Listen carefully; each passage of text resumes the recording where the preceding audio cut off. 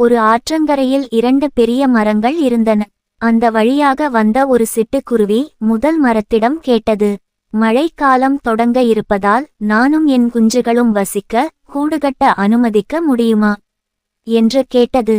அதற்கு முதல் மரம் முடியாது என்றது. அடுத்த மரத்திடம் குருவி கேட்டது. அது அனுமதித்தது. குருவி கூடுகட்டி சந்தோஷமாக வாழ்ந்து கொண்டு இருந்தது. ஒரு நாள் பலத்த மழை பெய்தது. ஆற்றில் வெள்ளம் வந்து முதல் மரத்தை அடித்து சென்றது.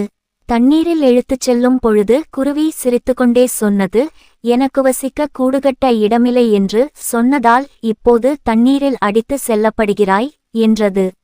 அதற்கு மரம் கூறியது, எனக்கு தெரியும், நான் வலுவிழந்து விட்டேன். எப்படியும் இந்த மழைக்கு நான் தாங்க மாட்டேன். தண்ணீரில் அடித்து செல்லப்படுவேன். நீயும் உன் குழந்தைகளும் நல்ல வாழ்க்கையை வாழ வேண்டும் என்றுதான் உனக்கு இடமில்லை என்றேன். மன்னித்துவிடு என்றது.